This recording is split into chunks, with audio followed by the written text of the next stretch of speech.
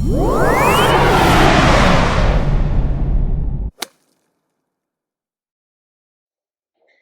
हिंद बल्टन, क्या हाल चाल। Welcome back to the law बल्टन। आज हम एक नया टॉपिक शुरू करने जा रहे हैं जी, जिसका टाइटल है जी जुडिशियल सेपरेशन। ठीक है जी, जो कि सेक्शन 10 डील करता है एचएम का, Hindu marriage act 1955। Section 10 deals with judicial separation. हमने प्रीवियस लेक्चर में सेक्शन 9 को डील किया था, that talks about restitution of conjugal rights. ठीक है, अब पहले हमने कंडीशंस पढ़ी कि हिंदू होने चाहिए, लोग एज क्राइटेरिया फॉलो होना चाहिए, कोई बाइगैमी तो नहीं हो रही, पहले कंडीशंस पढ़ी हमने सेक्शन 5। फिर उसकी सेरेमनी सेक्शन 7, फिर सेक्शन 8 में हमने रजिस्ट्रेशन पढ़ा है, फिर 9 में हमने रेस्टिट्यूशन ऑफ कॉन्जुगल राइट्स पढ़ा है। आज हम सेक्शन 10 शुरू करने जा रहे हैं जी, जो कि बताता है हमें जुडिशियल सेपरेशन के बारे में। अब कहते हैं कि जुडिशियल सेपरेशन का मतलब क्या है। ठीक है, जब पहले टाइटल क्लियर करेंगे, हमारा रूल क्या है, टाइटल क्लियर होना चाहिए, बाकी का टेक्स्ट अपने आप ही क्लियर हो जाता है। तो जुडिशियल सेपरेशन क्या बताती है कि जुडिशियल सेपरेशन, जुडिशियल का मतलब होता है जी कोर्ट, आसान भाषा में समझेंगे। ठीक है जी, कोर्ट आ गया। अब हम मैरिज के साथ डील कर रहे हैं, तो मैरिज मतलब हस्बैंड एंड वाइफ। ठीक है जी, हस्बैंड एंड वाइफ कोर्ट के पास गए, अब उनके बीच में कोर्ट आ गया। अब कोर्ट क्या है कि सेपरेशन दे सकती है। ठीक है, हस्बैंड एंड वाइफ में कोर्ट सेपरेशन दे सकती है, SEPARATION, सेपरेशन। वो कहते सेपरेशन दे सकती है कि कोर्ट हस्बैंड एंड वाइफ के, अगर हस्बैंड एंड वाइफ कोर्ट के पास गए तो वो सेपरेशन दे सकते हैं, इफ दे सीक इट, अगर वो चाहते हैं तभी। ठीक है जी, कोर्ट के पास गए और वो सेपरेशन देने के लिए तैयार है। सेपरेशन का मतलब होता है दोनों को अलग कर देना, हस्बैंड एंड वाइफ को अलग कर देना। अब एक एग्जांपल से समझते हैं। ठीक है जी, कोई भी बेयर एक्ट की लैंग्वेज को समझने से पहले हम एक एग्जांपल से समझेंगे, बेयर एक्ट अपने आप ही क्लियर हो जाएगा। ठीक है जी, अब कहते हैं कि एक ए नाम का मेल है, ठीक है जी, और बी नाम की फीमेल है। ड्राइंग पे मत चाहिए, जस्ट सीधे जाओ। ठीक है जी, ड्राइंग पे मत चाहिए। अब कहते हैं कि बी नाम, ए और बी मैरिड कपल है, मैरिड कपल, मैरिड कपल, और कहां पर रहते हैं, सी वन, जिसका मतलब है जी मैरिटल हाउस।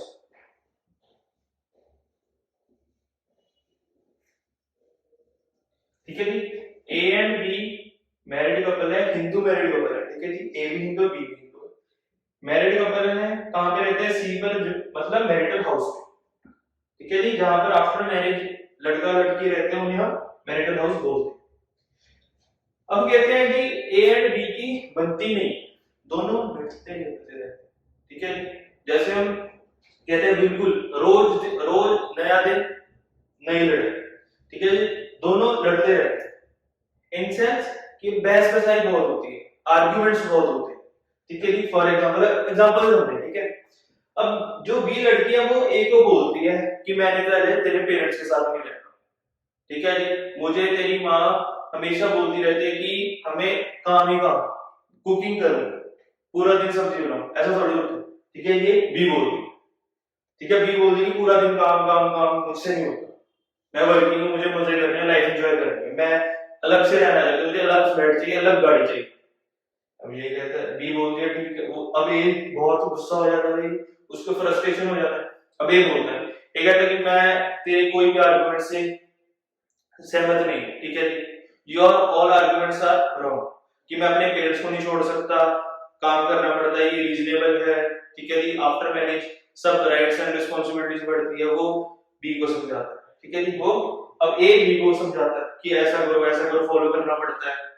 ठीक है जी, बी कहती है नहीं, मुझे नहीं फॉलो करना, मुझे नहीं करना, मुझे लग रहना है। अब वो A and B are frustrated. ठीक है जी, अब ये दोनों अलग अलग हो जाते हैं। ठीक है, ए अलग हो जाता है, ठीक है जी, बी अलग हो जाती है। ठीक है जी, बी अलग हो जाती है।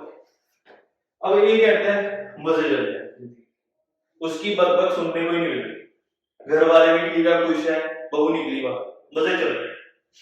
अब जो बी है वो भी कहती है सासू माँ के ताने सुनने को नहीं मिल रहे, मजे चल रहे हैं, अपना एंजॉय कर रही हूँ, मजे आ रहे हैं, उसकी तो मुझे जरूरत ही नहीं है।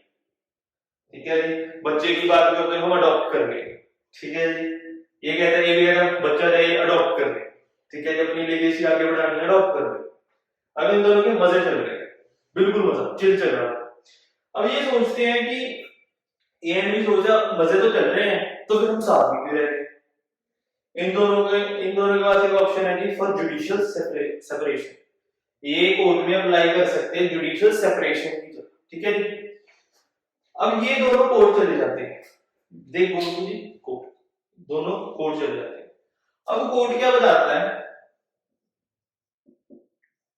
कोर्ट क्या बताता है कि आपको जो रीजंस जो आप बता रहे हो वो वैलिड है। ठीक है जी, कोर्ट कहता है ठीक है, आप दोनों अलग अलग रहना चाहते हैं, आपकी चॉइस है।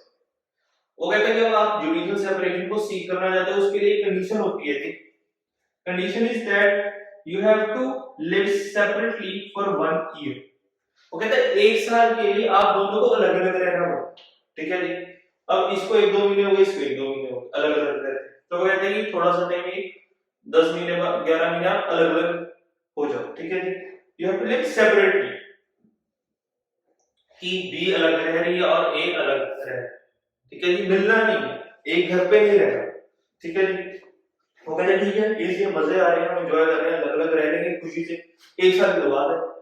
ठीक है जी, 1 साल बाद इनको जुडिशियल सेपरेशन की डिग्री मिल जाती है। डिग्री का मतलब है order of court, order of court मिल जाता है। ठीक है जी, मजे चल रहे हैं, चल रहे हैं, मतलब ऑर्डर ऑफ कोर्ट मिल जाता है 1 साल के बाद।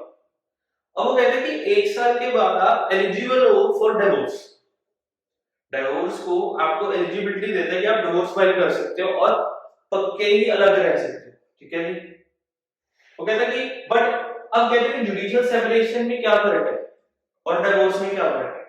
ठीक है जी, ये आज तो मैं आपको थोड़े से पॉइंटर बता देता हूँ क्या फर्क है, बट हम एक और डिटेल वीडियो करेंगे जिसमें प्रॉपर डिस्क्रिप्शन होगी कि जुडिशियल सेपरेशन में और डिवोर्स में क्या फर्क है। आज मैं आपको थोड़े से पॉइंटर बता रहा हूं। वो कहते हैं कि जो जुडिशियल सेपरेशन है, डिवोर्स होता है कि आप टोटली अलग रह रहे हो, आप रीमैरिज करवा सकते हो, but in judicial separation you can't remarry. ठीक है जी, जुडिशियल सेपरेशन में आप रीमैरी नहीं करते, मींस आपका भी मैरिटल स्टेटस होता है आपके पास।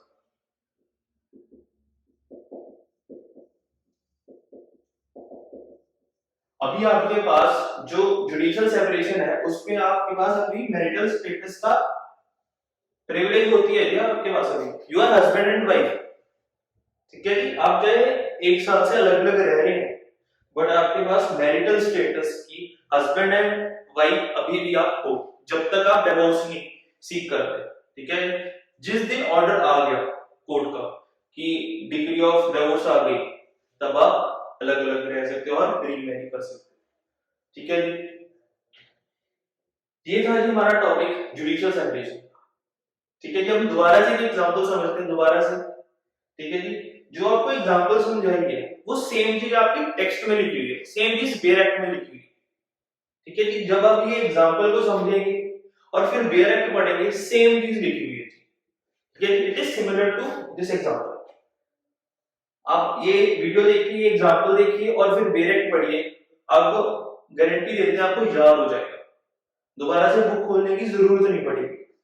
ठीक है, दोबारा से एग्जांपल को व्यू करते हैं। ठीक है, ए एंड बी मैरिड कपल है, हिंदू मैरिड कपल है, मैरिटल हाउस सी में रहते हैं। ठीक है जी, इन दोनों में आर्गुमेंट्स हुई, अलग अलग हो गए, ए अलग रहने लग गया, बी अलग रहने लग गया। ठीक है जी, इनको क्या लगा, मजे चल रहे लाइफ में, अब हम जुडिशियल सेपरेशन देते हैं। ये गई कोर्ट के पास, कोर्ट ने कहा कि आपके जो ऑब्लिगेशन है रीजनेबल है। ठीक है जी, आप 1 साल अलग अलग रहे, आपको डिग्री मिल जाएगी जुडिशियल सेपरेशन। ठीक है जी, उसके बाद वो कहते हैं कि मैरिटल स्टेटस आपका अभी खत्म नहीं हुआ, मैरिटल स्टेटस आपका भी खत्म नहीं हुआ। एंड एक पॉइंट इंपॉर्टेंट भी है, अगर आप ये डिग्री रिसेंड करते हैं, ये स्टेटस जो आप 1 साल से मैरिटल स्टेटस आपका है बचा हुआ है, ठीक है, अगर आप अपनी एप्लीकेशन जो आपकी पिटीशन फाइल की है वो आप रिसेंड करते हैं, एक वर्ड होता है जी रिसेंड, रिसेंड का मतलब होता है टेक बैक, वापस लेना, विड्रॉ करनी। अगर आप विड्रॉ कर लेते हो फिर आप दोबारा से वही सेम रिलेशन में आ जाते हैं। अब वो भी एग्जांपल्स होने थे। अभी कहते हैं ए एंड बी, सोचते हैं कि यार हम मजा नहीं आ रहा अलग अलग रहने में, वो साथी बी सोचती है रीजनेबल होता है, सासू माँ बोलती है हमें थोड़ा सा कोऑपरेट करना पड़ता है, ए सोचता है कि हमें बी चलो ठीक है कोई बात नहीं, वाइफ है उसकी बात भी समझनी चाहिए, तो कहते हैं कि चलो हम ठीक है ए बी दोबारा से हम इकट्ठे रहेंगे।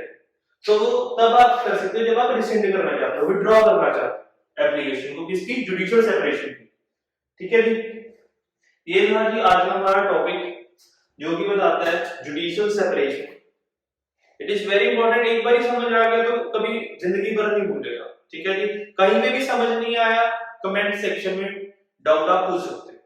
ठीक है जी, अगर आपको लगता है खुद से समझना है तो आप वीडियो को पॉज कीजिए और दोबारा से रीस्टार्ट कीजिए। ठीक है जी बच्चों, बताइए जी लेक्चर कैसा लगा आपको, और मिलते हैं जब वोकैबुलरी सेक्शन।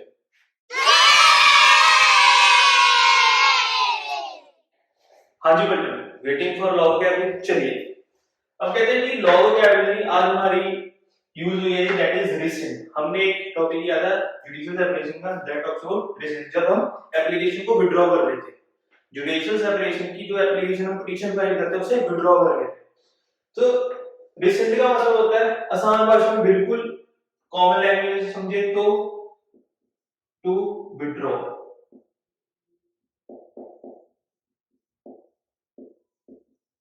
ठीक है, वापस ले लेना, तो विड्रॉ वापस टेक बैक, कि हमने जो एप्लीकेशन फाइल थी वो हम वापस ले रहे हैं, इसका मतलब होता है रिसेंट। क्या जी इंपॉर्टेंट टर्म यूज की जाती है। ये जैसे जैसे आप लेक्चर्स को और डिटेल से पढ़ोगे, नोट्स बनाओगे, ठीक है जी, ये इंपॉर्टेंट नोट मैं सबको देना चाहता हूं जो लॉ स्टूडेंट्स है, स्पेसिफिकली लॉ स्टूडेंट्स है, वो आप वीडियो को पहले पूरा देखें, फिर बेयर एक्ट पढ़ें, फिर अपने नोट्स बनाएं। ठीक है जी, it is for all law students जो लॉ बटन देख रहे हैं, पहले वीडियो को देखें, वीडियो को समझें अच्छी तरह से, कहीं पे भी डाउट होता है कमेंट इन दी कमेंट बॉक्स, फिर उसके बाद आप बेयर एक्ट पढ़ें। बेयर एक्ट का मतलब होता है कि आपको एक छोटी सी बुकलेट मिलती है, जैसे आपको प्रॉपर एक, जैसे आप कहते हैं हिंदू मैरिज एक्ट की बुक मिलती है, उसके साथ एक उसकी समरी भी मिलती है जो कि हम बोलते हैं उसे बेयर एक्ट। बेयर एक्ट में हमें सीधा एक्सप्लेनेशन होते हैं सेक्शंस, ठीक है जी, वो पढ़ेंगे। उसके बाद आप अपने खुद से नोट्स बनाएं।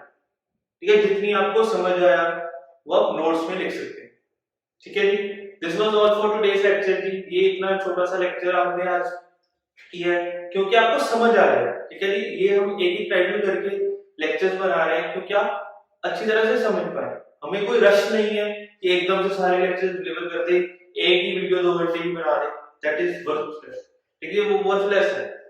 तो हमका ये, हमारा ये मोटिव है, ठीक है जी, we have this motive that all law पलटन, सारी लॉ पलटन पूरी अच्छी तरह से समझ पाए, अच्छी तरह से इस वीडियो को स्प्रेड कीजिए। ठीक है, पूरी लोगों को बताएं, हर एक लोगों के पास पहुंचनी चाहिए ये वीडियो, सब लोगों के पास, और ऐसे ही नोट्स बनाते रहे। एंजॉय योर लाइफ, अच्छी तरह से एंजॉय भी कीजिए। ठीक है जी, पूरे दिन में अपने फील्ड की, जो अगर आप लॉ स्टूडेंट हो तो आप बुक्स के लिए, ठीक है जी, नॉलेज को गैदर करने के लिए जरूर पढ़ें।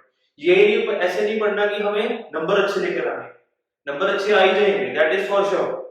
ठीक है, बट आपकी जो नॉलेज है हमेशा साथ रहेगी। ठीक है, ऐसा नहीं कि आज एक दिन पहले पेपर से पढ़े और समझ आ गया, हमने कल पेपर दे दिया, in that sense you will pass. ठीक है जी, इन दैट सेंस आप पास तो हो जाओगे बट वो नॉलेज वेस्ट हो जाएगी। ठीक है, अगर आपको नॉलेज को फॉरएवर रखना है, रोज देखिए लेक्चर, वीडियो को अच्छी तरह से देखिए, समझे, कहीं पे भी डाउट होता है comment in the comment box. ठीक है जी, आई एश्योर यू आपको रिवर्ट बैक जरूर किया जाएगा। ठीक है जी बटन, this was all for today's lecture जी। मिलते हैं जी अगले लेक्चर में with new sections of this act. Till that enjoy your life, make notes, have a wonderful life ahead. ठीक है जी, मिलते हैं जी अगले वीडियो में। जय हिंद।